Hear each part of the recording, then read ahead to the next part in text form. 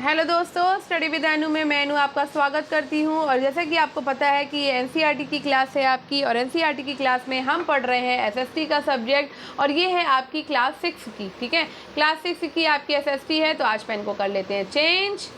ठीक है, चलिए पेन को कर लेते हैं चेंज। आज कौन सा पेन करें? चलो पर्पल कर लेते हैं आज। ठीक है, तो पेन को कर लिया हमने चेंज। और अब हमें क्या करना है? हमें आज एनसीईआरटी पढ़नी है। तो ये एनसीईआरटी के आज का आपका क्लास 6 की एसएसटी का ये लास्ट चैप्टर है, और इसके बाद कल हम पहुंच जाएंगे 7th क्लास में। ठीक है, तो 6th क्लास हम पास कर चुके हैं और कल हम पहुंच जाएंगे 7th क्लास में। ठीक है तो जैसा कि आपको पता है, ये सुबह 8 बजे आपका वीडियो आता है। तो जो भी लोग मेरे चैनल पर नए हैं, मैं उनको जानकारी दे देती हूँ। सुबह 8 बजे आपको ये एनसीईआरटी की क्लास मिलती है, जिसमें मैं आपको एसएसटी सब्जेक्ट करा रही हूँ। तो अभी तक आपका 6th क्लास चल रहा है, आज ये लास्ट डे है, और उसके बाद अब 7th क्लास की कल से शुरू हो जाएगी। ठीक है, 12 बजे आपकी एक आती है वीडियो करंट की, जिसमें मैं ई दृष्टि की करंट अफेयर आपको करा रही हूँ। और शाम को 5 बजे आपका एक वीडियो आता है पेट क्लास का। तो पेट क्लास में हम जो है करा रहे हैं कौन सी? तो पेट में हम करा रहे हैं आदित्य रंजन सर की बुक, और उसके बाद हम अपना प्रैक्टिस सेट शुरू कर देंगे। तो कमेंट बॉक्स में आपको कमेंट करके ये बताना है कि प्रैक्टिस सेट आपको डेली चाहिए या फिर आपको हफ्ते में एक दिन में करा दूं। तो आपका ना संडे हो जाए तो उसमें 2-3 प्रैक्टिस सेट एक साथ हो जाएंगे, क्योंकि अब समय ज़्यादा पेट के एग्जाम के लिए नहीं बचा है। तो प्रैक्टिस सेट तो हमें करना ही है। और चूंकि आदित्य रंजन की बुक भी अब मैंने थोड़ा टाइम बढ़ा दिया, पहले मैं 15-20 मिनट का वीडियो दे रही थी, अब मुझे टाइम क्योंकि ज़्यादा नहीं रह गया है, और आप सबकी डिमांड है कि मैं बुक को पूरा कंप्लीट कराऊँ। तो बुक तो मैं कंप्लीट कराऊंगी, उसे तो मैं नहीं छोड़ने वाली हूँ, चाहे मैं 1 घंटे का वीडियो क्यों ना कर दूँ। ठीक है, तो अभी तो आधे घंटे का ही बढ़ाया है, देखती हूँ अगर बुक नहीं फिनिश हो पाएगी तो मैं 1 घंटे का वीडियो आपका फटाक से कर दूँगी। ठीक है, तो अभी उसमें भी ज्योग्राफी का पोर्शन चल रहा है आपका। तो चलिए टाइम वेस्ट नहीं करते हैं, हम इसको पढ़ लेते हैं, उसकी बात उसमें कर लेंगे उस वीडियो में। ठीक है, तो चलिए स्टार्ट करते हैं। स्टार्ट करने से पहले अगर आप मेरे चैनल यानी कि स्टडी विद अनु में नए हैं तो स्टडी विद अनु को सब्सक्राइब करना और बेल आइकन को प्रेस करना बिल्कुल ना भूलें, ताकि मेरे द्वारा कराए जा रहे हैं सभी वीडियोस के सभी सब्जेक्ट के नोटिफिकेशन आपको टाइमली मिलते रहें और आप अपनी प्रिपरेशन को करते रहें। ठीक है, तो बिल्कुल भी पेड क्लासेस नहीं है, आपकी निःशुल्क बैच है, कोई मैं आपसे चार्ज नहीं ले रही हूँ, बस आपको पढ़ना है और मेरे साथ पढ़ना है। ठीक है, चलिए स्टार्ट करते हैं। तो हमारा इस चैप्टर का नाम है हमारे आसपास की आर्थिक गतिविधियाँ। जैसा कि आपको पता है, अब अगर स्टार्टिंग से पढ़ रहे हैं तो आपको इस बुक के बारे में पता होगा कि एनसीईआरटी ने ये अभी 2025 की न्यू बुक आपकी लॉन्च करी है। इसमें आपका पूरी कंबाइंड बुक है। पहले आपकी हिस्ट्री ज्योग्राफी सब अलग अलग आता था, इकोनॉमिक्स भी अलग आता था, पर अब क्या है, सब कंबाइंड आता है। इसमें इसी बुक में आपको हिस्ट्री भी मिलेगी, इसी में आपको ज्योग्राफी का पोर्शन मिलेगा, इसी में आपको पॉलिटी यानी सिविक्स का पोर्शन मिलेगा, और इसी में आपको इकोनॉमिक का भी पोर्शन मिलेगा। ठीक है, तो ये लास्ट के 2-3 चैप्टर जो हैं वो आपके इकोनॉमिक्स से रिलेटेड है। ठीक है,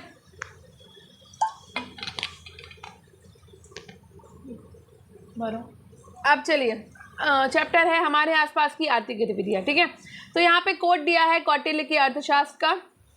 ठीक है, आर्थिक गतिविधि से ही समृद्धि आती है और इनका अभाव भौतिक तनाव देता है। सार्थक आर्थिक गतिविधि का अभाव वर्तमान समृद्धि और भावी प्रगति में बाधक होता है। ठीक है, आगे बढ़ते हैं। तो यहाँ पे परिचय देख लेते हैं। परिचय से पहले एक शब्द दिख गया है हमें, मौद्रिक मूल्य। तो मौद्रिक मूल्य भाई होता क्या है? तो किसी वस्तु का मूल्य जिसे मुद्रा के मूल्य के रूप में मापा जा सकता है, मौद्रिक मूल्य कहलाता है। ठीक है, तो हमने 2 प्रकार की गतिविधियों के बारे में सीखा था पिछले लेसन में, आर्थिक और गैर आर्थिक। ठीक है, जिन गतिविधियों में मौद्रिक मूल्य का अर्जन होता है उन्हें हम आर्थिक गतिविधि कहते हैं। ठीक, और हमने गैर आर्थिक गतिविधियों के महत्व के बारे में जाना कि इन गतिविधियों को भलीभांति समझने के लिए इस अध्याय में हम जानेंगे कि इन आर्थिक गतिविधियों को कैसे वर्गीकृत किया जाता है और ये एक दूसरे से किस प्रकार भिन्न है। ठीक है, तो यहाँ पर एक चित्र दिया हुआ है, आप देख सकते हो कितना बड़ा सा आपका ये चित्र दिया हुआ है। ठीक है, यहाँ पे क्या क्या चीज़ें हैं, पूरा एक शहर दिया हुआ है। ठीक है, चलो आगे देखते हैं। तो बीते दशकों में आर्थिक गतिविधियों की संख्या तीव्र गति से बढ़ी है। उदाहरण के लिए पहले के समय में लोग कृषि, पशुपालन, औजारों का निर्माण, मिट्टी के बर्तन बनाना और कपड़े बुनना इत्यादि गतिविधियों में सम्मिलित होते थे। जैसे जैसे समाज में प्रगति हुई, उन आर्थिक गतिविधियों में भी वृद्धि हुई जिनके माध्यम से लोग अपनी आजीविका चलाते हैं। आज अनेक प्रकार की आर्थिक गतिविधियां हैं, जैसे कंप्यूटर, मोबाइल फ़ोन और ड्रोन का निर्माण, बैंक, विद्यालय और होटल में काम करना, परिवहन के लिए विभिन्न प्रकार के वाहन चलाना, फर्नीचर तैयार करना, मशीन से कपड़े सिलना, सॉफ्टवेयर बनाना, रेफ्रिजरेटर और वॉशिंग मशीन की मरम्मत करना आदि। इन सभी गतिविधियों के वर्गीकरण से हमें ये समझने में सहायता मिलती है कि ये कैसे कार्य करती हैं और इनके मध्य क्या संबंध है। अब एक हमें शब्द मिला आर्थिक क्षेत्रक का, ठीक है। तो आर्थिक क्षेत्रक किसे कहते हैं भाई? तो व्यापक समूह जिनमें किसी विभिन्न गतिविधियाँ जिनमें ऐसी गतिविधियां जो है वो सम्मिलित होती हैं जिनमें एक राष्ट्र की आर्थिक समृद्धि जो है में सहायता मिलती है, ठीक है। आगे बढ़ते हैं। आर्थिक क्षेत्रकों में आर्थिक गतिविधियों का वर्गीकरण। कुछ आर्थिक गतिविधियों में समान विशेषताएं होती है और इनके आधार पर इन्हें एक समूह या व्यापक समूह में वर्गीकृत किया जा सकता है। इन्हें आर्थिक क्षेत्रक कहते हैं। प्राथमिक, द्वितीयक और तृतीयक 3 प्रकार के प्रमुख आर्थिक क्षेत्रक हैं और इन क्षेत्रकों की मुख्य गतिविधियों को हम 197 पेज पर चित्रों में दिखाया गया है, ठीक है। अब बात कर लेते हैं प्राथमिक गतिविधि की। जिन आर्थिक गतिविधियों में लोग प्रत्यक्ष रूप से वस्तुओं के उत्पादन के लिए प्रकृति पर निर्भर रहते हैं उन्हें प्राथमिक गतिविधियां या प्राथमिक क्षेत्र की आर्थिक गतिविधियां कहते हैं, ठीक है। उदाहरण के लिए जैसे कृषि क्षेत्र में अन्न और सब्जियों की खेती, जंगलों से लकड़ी एकत्र करना, खादानों से कोयला निकालना, मत्स्य पालन से मछलियाँ, कुक्कुट पालन फार्म से अंडे प्राप्त करना आदि सभी प्राथमिक क्षेत्र की आर्थिक गतिविधियाँ हैं। प्राथमिक क्षेत्र उन गतिविधियों का समूह है जिसमें प्रकृति से सीधे कच्चे माल का निष्कर्षण शामिल होता है, जैसे कि कृषि, मत्स्य पालन, वानिकी आदि, ठीक है। आर्थिक गतिविधियों में आर्थिक क्षेत्रकों का वर्गीकरण। प्राथमिक क्षेत्र कृषि आ गया, आपका खनन हो गया, कृषि से मछली पकड़ना हो गया, ठीक है, कुक्कुट पालन हो गया, आपका वानिकी हो गया, ठीक है। द्वितीय क्षेत्रक में आपका निर्माण आ जाता है, विनिर्माण आ जाता है, ठीक है, आपका जल आपूर्ति आ जाती है, सौर ऊर्जा आ जाती है, विद्युत का उत्पादन आपका आ जाता है। तृतीय क्षेत्र में हम स्वास्थ्य देखभाल देखते हैं, व्यापार उपयोगी सामग्री देखते हैं, संचार देखते हैं, बैंकिंग देखते हैं और हम क्या देखते हैं? परिवहन देखते हैं, ठीक है। कृषि, खनन, मछली पकड़ना, पशुपालन, वानिकी इत्यादि कुछ प्रमुख प्राथमिक गतिविधियां हैं। नीचे प्राथमिक क्षेत्रों की विभिन्न प्रकार की गतिविधियां दी हैं। देखो, ग्रीन हाउस कृषि है, खनन है, मत्स्य पालन मत्स्यिकी है, वानिकी है, पशुपालन है। तो क्या आप ये अच्छा बच्चों के लिए इसको छोड़ देते हैं, आगे बढ़ते हैं, ठीक है। अब द्वितीय गतिविधियों के बारे में बात कर लेते हैं। तो द्वितीय क्षेत्रक उन गतिविधियों का समूह है जिनमें प्राथमिक क्षेत्रक से प्राप्त कच्ची सामग्रियों के प्रसंस्करण के द्वारा इसे बिक्री या उपयोग हेतु उत्पादों में परिवर्तित करना सम्मिलित है, ठीक है। ऐसी आर्थिक गतिविधियां जिनमें लोग प्राथमिक क्षेत्रक पर आधारित वस्तुओं को रूपांतरित करके अन्य वस्तु का उत्पादन करते हैं उन्हें द्वितीय गतिविधियां या द्वितीय क्षेत्रक की आर्थिक गतिविधियां कहते हैं। द्वितीय क्षेत्रक में भवनों, सड़कों आदि का निर्माण तथा पानी, बिजली, गैस जैसी आवश्यक वस्तुओं को प्रदान करना सम्मिलित है।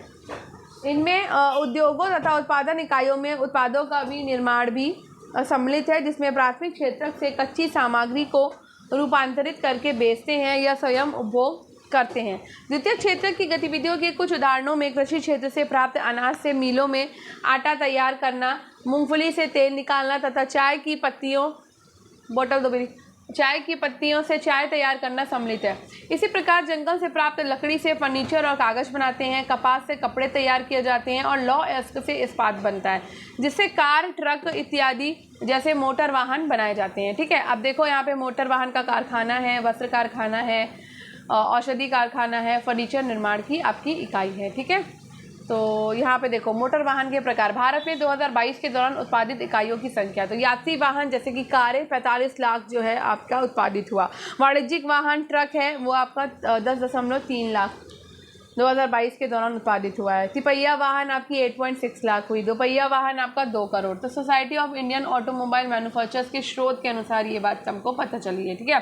अब तृतीय गतिविधि को देख लेते हैं। तो तृतीय क्षेत्र क्या होता है पहले ही देख लेते हैं। तो उन गतिविधियों का समूह जिसमें प्राथमिक और द्वितीय क्षेत्रों के संपूरक के रूप में इन्हें सहायता प्रदान करने वाली सेवाओं का प्रावधान है, जैसे परिवहन, बैंकिंग, व्यवसाय, प्रबंधन आदि, ठीक है।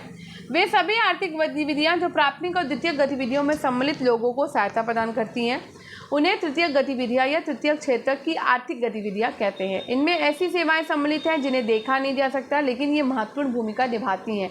उदाहरण के लिए एक ट्रक चालक अनाज और सब्जियों को खेत से उद्योग या बाजार में ले जाते हैं।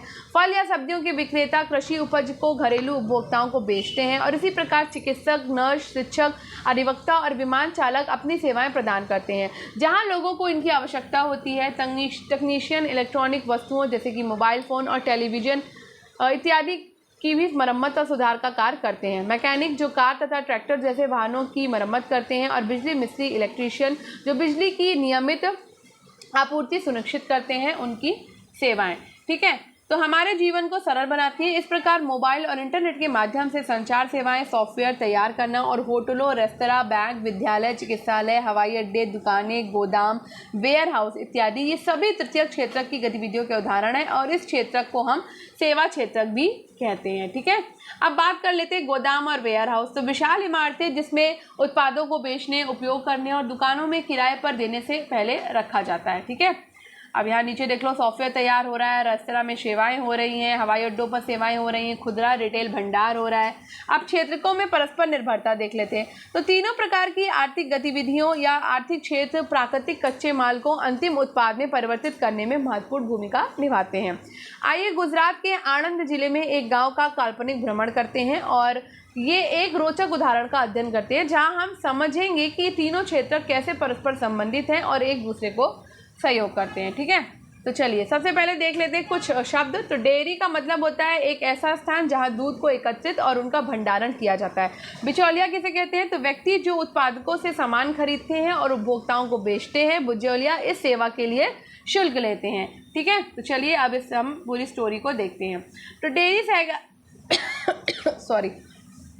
डेयरी सहकारिता खेत से थाली तक। ठीक है, इन दिनों गुजरात के किसान प्रातःकाल दूध की बाल्टियां टकराते हैं और अपने सबसे अच्छे मित्रों गायों या भैंसों के खुशी में रंभाने की आवाज़ सुनते हैं।